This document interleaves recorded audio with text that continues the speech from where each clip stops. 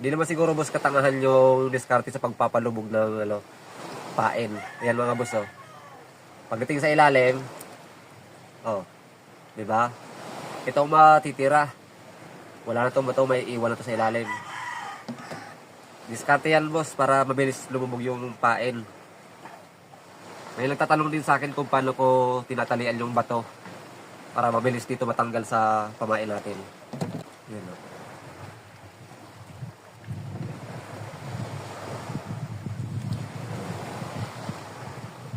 Medyo mahaba yung sobra dito. Yan o. Dahil iipitin natin yan.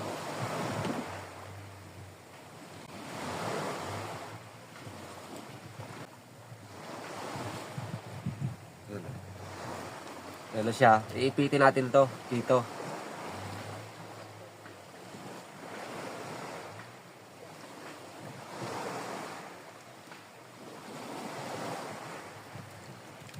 Yan o. Naipit na o. Hihigpitan na lang. Oh, yan o. Higpit na.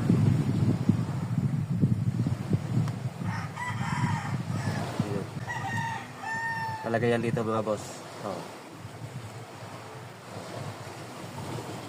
Halos 4 lang na klase lang artificial ang ginagamit ko sa panghuli ng lapu-lapu mga boss. Itong isda-isda, itong wagwag, tsaka itong sabong. Yan. Meron pang isa, yung balahibo ng manok na bulik.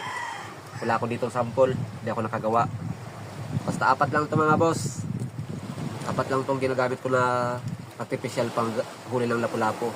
Yan o. Salit-salitan lang dyan. Kung alin dyan yung masibad sa isang bahura, yun lang ginagamit ko. Pero kadalasan ito.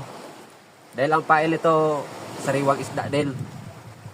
Buong isda na tambal o kaya yung laman ng isda.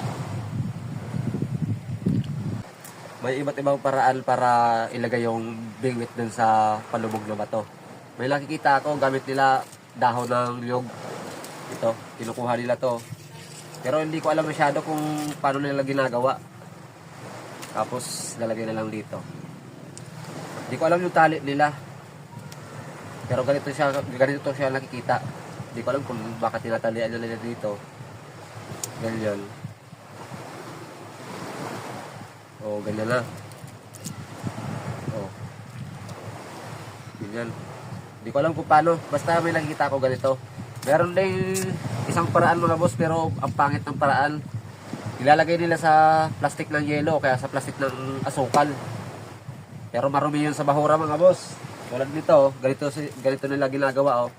Plastic ng yelo, ilalagay dyan sa plastic sa loob, yung bato. Ganyan. Meron ako nakikita nito. Pangit nga lang ng paraan. Kaya hindi ko ginagawa. Yan, mabilis nga lang talaga. Mabilis siya gawin. Kaysa doon sa tatalian pa. O, ayan o. O. O. Pangit. Dahil naiiwan doon sa ilalim yung plastic.